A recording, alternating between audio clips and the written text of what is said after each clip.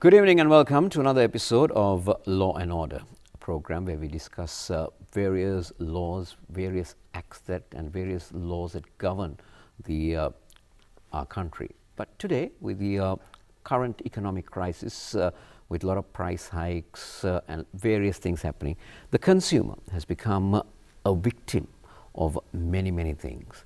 But is there a law that governs the victims of the consumer victims, for example? Well, to discuss all that, we have with us a President's Counsel, a very senior lawyer who is very thorough in the subject of consumer law, Mr. Prashant Lal, joining us on our program Law and Order. Good evening to you, Prashant. Good evening. Well, Prashant, obviously everybody currently is a victim in terms of consuming things with the ongoing price hikes of everything. It's not the price that you see today when you go to the market tomorrow. But just tell our viewers, who exactly is a consumer? Consumer, Kosala, is everyone. I'll put it in a nutshell. But if you look at why I say everyone is from the president to a menial laborer, every one of us are consumers. Even I would go further extent to say that a little bit of fish or a goldfish that is there in the tank, he needs food. And if you take trees even, they call it a life, and you need fertilizer. So everyone in that sense who is living and not living is a consumer in a broader sense. When you say living and not living, but if you really look at it, as you put in a nutshell, every thing that breathes in and out of air becomes a consumer, is it? Sort of, yes, certainly. Including pets and everyone. So because you mentioned plants. So plants, in today's context, Kosala, there is a theory that even plants have life. So I went in that context. So is there any way that how you can segregate these consumers? Because I know there are various acts that govern this consumer law, but before we come to that, just to give an idea of... Yes, consumers go for goods to buy to fertilizer or anything that goods you buy.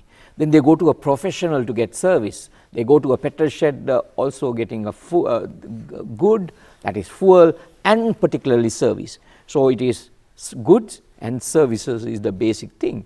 But then there is an area or a segment called food as well. Now that's a service and a combination of good and service both. Yeah, I think that's something very interesting, because if you look at really food, I think if you've been watching news, there are various terms that sometimes there are raids that go into restaurants and various things regarding these type of things that they are not being given the proper food, maybe spoiled food and all that. So all these come under this... Certainly, Food Act, that is Act number 26 of 1980, came into being to govern the Food Act in particular. And from there onwards, there are several regulations about additives, preservatives, kind of a proportion they should use, what preservatives they should not use. So likewise, there are so much of laws that governs basically Food Act. In summary, if you talk of, it is unfit for human consumption, is the test, Kosala. And therefore, that's a very vital fact, because we all now, today's context in a busy modern world, we always go to buy food on our way back home. So this has become a very vital cog of the wheel of a human being, and especially in the middle class who are employed. Well, coming into, you talked about various laws that come in, acts that been passed in, especially with food and various. But who really governs these laws? Yes. Who really brings in these laws? Yes, Food Act, certainly it is the health authorities that you need to complain. So you can see them raiding any particular food stalls, restaurants, and to see whether those kind of things are complied with. But if you talk of consumer goods and services, it is the Consumer Affairs Authority Act, which was established in 2003 by a special act of parliament, came into being, Consumer Affairs Authority. Now that's the authority. And also like services, like say me, a lawyer, if I have my services, the Bar Association, the Supreme Court governs us. So because I'm a lawyer of attorney at law of the Supreme Court, and the doctors are of the medical council. So those councils look after, because if I don't provide the service that is required of according to our ethics and standards, then even the Bar Association or Supreme Court can be complained.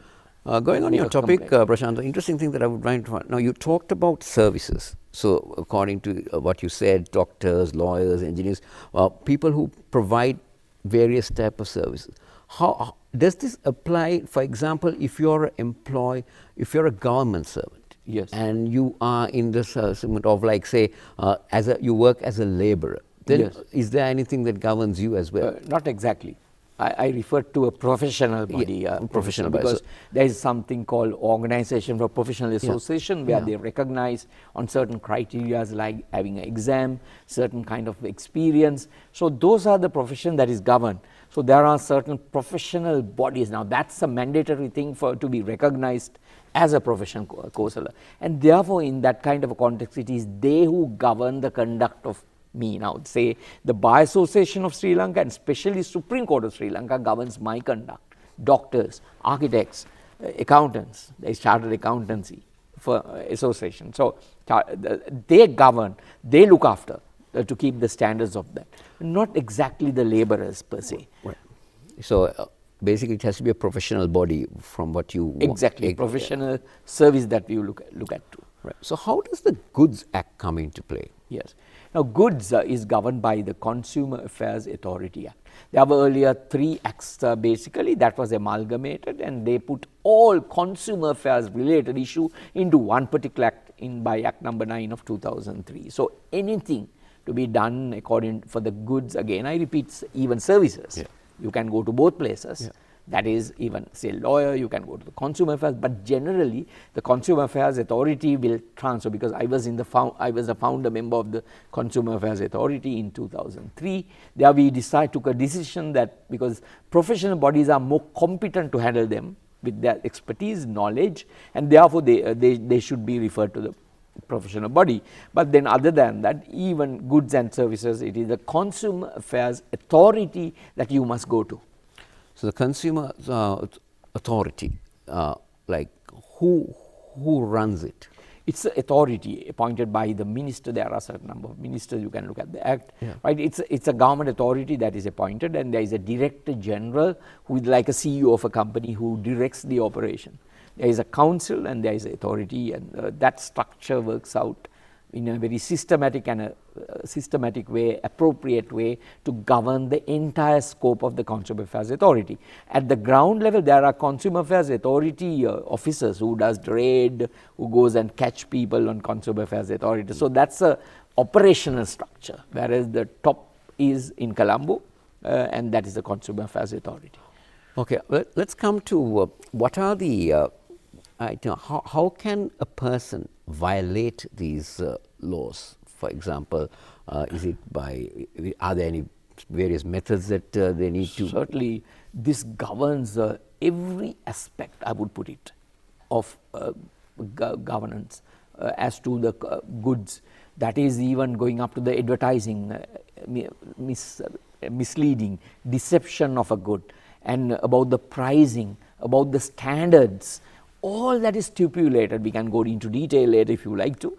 But I think our viewers would like to, especially when it comes to goods, and especially with the current situation that going, because there are the prices that have been marked, and then obviously when you go there, exactly. we hear it on the news, we hear it everywhere. Okay, this is the standard price of this, but when you go to purchase it, you get another price. Yes. So I think our viewers would really like to know exactly. Certainly. Yes, that's very appropriate and very important, for the simple reason, like, if it is essential to the life of the community, that's the definition or the wording used. There are certain goods that you cannot increase your price without the approval of the Consumer Affairs Authority. Now that's like cement, the sugar, certain rice, and even when we were in the authority, very interestingly, Kosala, we had even the maduru coil or mosquito coil, because we looked at the definition or criteria, and we found the mosquito coil is found in most of the, even a small boutique. So that likewise, that kind of list was made, and that list is maintained, including cement. And if you want to increase the price, milk and all that, you have to go to the Consumer Affairs Authority to increase the price. You can't increase the price by even traders association. So that's one safeguard to protect something essential to the life of the community. where the Consumer Affairs Authority will look at every aspect and decide on the price, whether it is reasonable and whether it's acceptable or not. So what happens like in items like gas, fuel? Yes. Who controls that? That is Consumer Affairs Authority. They cannot and they cannot, I will use the word cannot, increase the price without the Consumer Affairs Authority permission. Right. So coming to, you talked about the Food Act. Yes. How does this apply? Like say, how can a person violate the Food Act law? Of course, as I said before, it is the exact word I will say is the unfit for human consumption. So therefore, they have made regulations as to preservatives and additives, and therefore certain standards has to be maintained, and definitely it has to be complied according to the health standard. And especially there are certain food that has a expiry date and a manufacturing date, and the law stipulates certain kind of products like jam, butter to have a manufacturing date, which is human consumption, and therefore expiry date, in order to fill into that category of unfit for consumption of the community. In that kind of a context, if you sell after expiry, and if you don't in those kind of products on the label, if you don't have the manufacturing date and the expiry date, that's an offense. So I like to state here is very interesting section, Kosala, that is the Consumer Affairs Act, section 60 substroke 7 says that even if it is a body of person like a company, the directors are liable, managers are liable. So you can't escape, say I have a supermarket chain and something in far away place, a good is sold, the director or the chairman of the company in Colombo will be found guilty for that. So they go even that far to protect the consumer by even punishing the person who is handling the corporate, even at that level, though he may not be aware, and he has to prove that it was done without his knowledge. And the important word is due diligence. So you have to make sure as a top head in the company that you send circulars, you take every step, that's a word of due diligence, to avoid such offences. So entire Consumer Affairs Authority Act, that's a section, Kosala, which is very, very, very tight. Prashant, there's something interesting that I would find out. I don't know whether it really relates to the Consumer Act, especially the Food Act. Now, you mentioned about a manufacture date. You mentioned about the expiry date. Sure. But now in mostly canned stuff or bottles that we see, a new thing that we see is, we see the word, instead of the expiry date, it says best before. Interesting. It says best before. Yes. So then how does a consumer, for example, it says best before March 31st. Yes.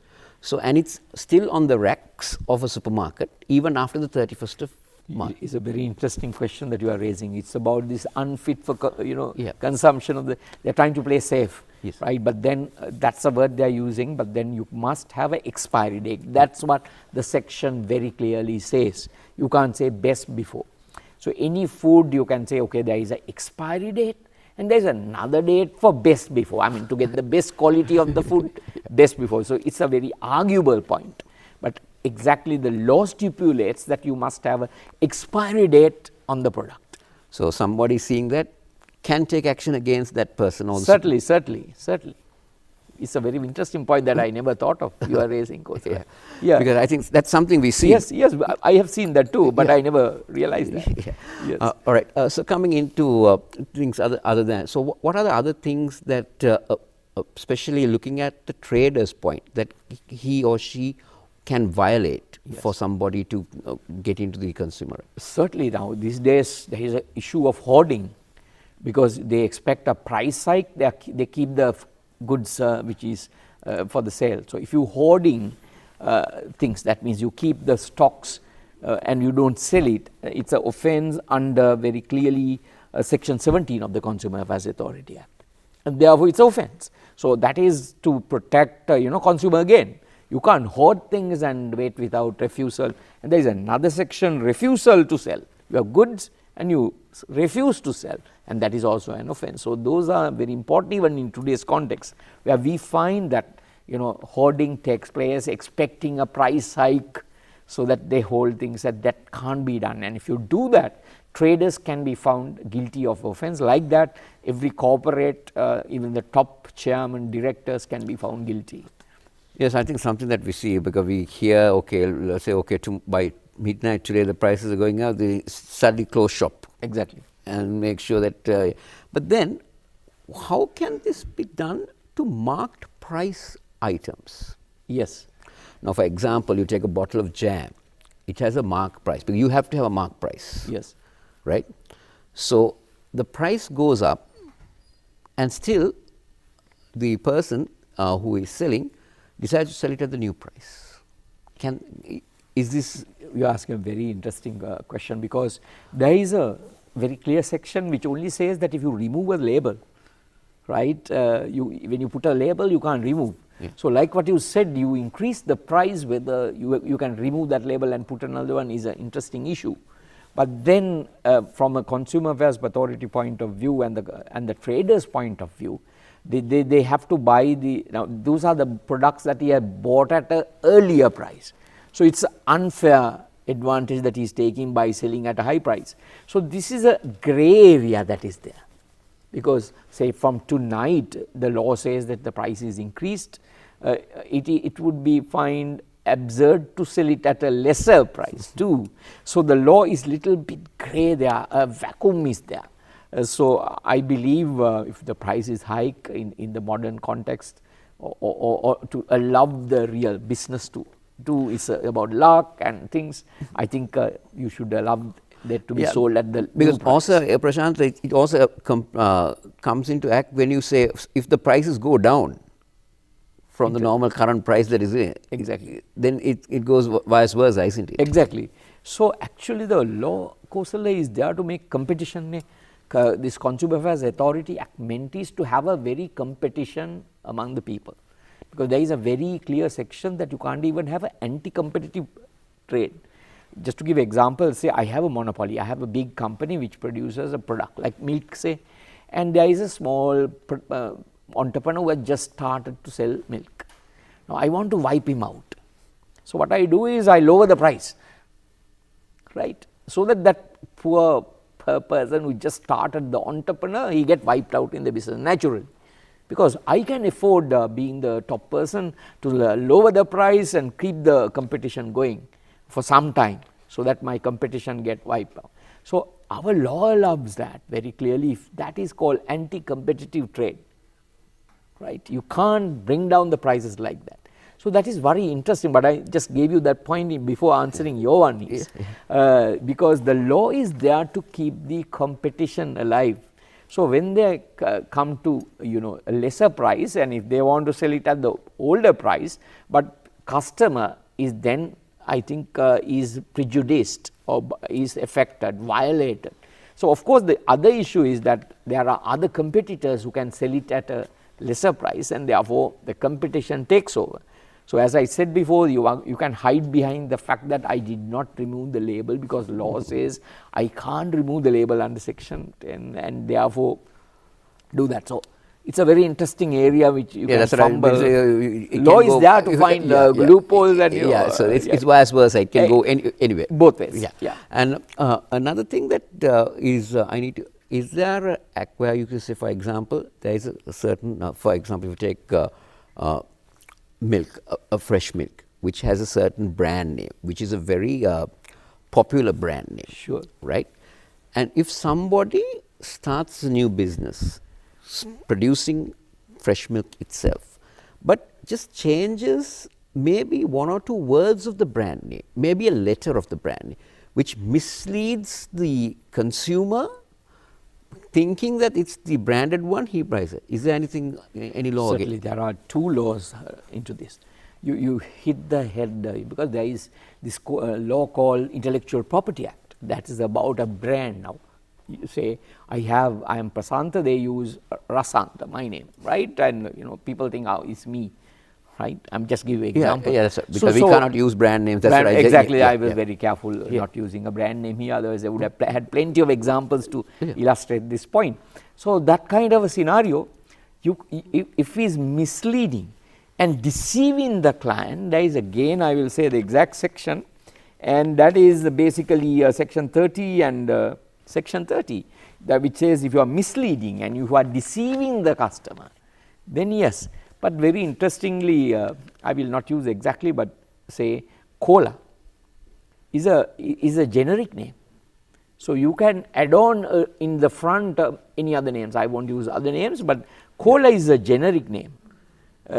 Ginger beer is a generic name, right. So, you can add anything in front, and that is permissible. There was a Sri Lankan case, again I will not use the brand names, which went on this, and they said you can use the generic name like the cola, but then you can keep on adding, as you could see in this customers market today, you have many names in front of cola. Now, that is permissible, that is not misleading, because cola is a generic name and you have put the other names in front. So, that is permissible, Kosala. So, I think that is something very interesting that people really need to, and even it comes to the if also the trademark, the logo, isn't it? Yes. If you are not a trademark registered logo, certainly, then what happens? Yes. If, for example, I use your logo, but just I make a few changes, but your logo doesn't carry the TM, which is so. If it's not carrying the TM sign, then it's not a trademark logo. Yes. Yes. Not exactly. In this kind of sense, we all major companies have a trademark, and they must go and register. If you just can't have a trademark, and only by registering at the ROC, exactly, register. This place where you go and register your trademark is a long process. You have to go and first register, then they put in the gazette. Generally, it takes about a year minimum in order to get it. But moment you put your trademark in, then others can't use it till though it is not approved. So, it is gazetted, Kosala, and after gazette means that it is the law of the country, and therefore, you cannot use a similar brand or even a deceiving brand in that kind of a context, which gives you that kind of impression. Certainly, there are some people who are innovative, who make us interesting change and work on that. I would call it creativity, Kosala. Well, I think we've talked very interesting points about how a consumer can really come into using the Consumer Act, because how a trader can mislead you, cheat you, take you to a different level, which is with pricing, with expiry dates. Best before is a new thing that we've been talking about. I think these are very interesting things that we've been discussing. Anything before we sum up things on today's episode, anything more that can come into the Consumer Act that we missed out? There's a lot to talk to, but what I want to say is that we anything that is a main point. The main point out of today's discussion is that it is consumer, and we all are consumers. What governs anything at goods and services is covered under the law, and that is, I believe, this is a very masterpiece of a law our country has. Well, I think we've talked a lot about how a consumer can act. On our next episode, we're going to talk about how does it really operate? How can a consumer take a trader or take action against somebody who he or she has been misled either by services or by goods or whatever means. So I think we will have a discussion on our next episode. But before that, let me thank Prashantalal for joining us on this very important topic, consumer law or the Consumer Act, and we hope to join with you on our next episode as well to discuss more about this. Thank you very much for joining us. Thank you very much. Well, with that, we come to the conclusion of today's episode of Law and Order. Consumer Act, something you really need to think and you really need to make note of. We'll be back with you on our next episode of Law and Order. Till then, it's good night.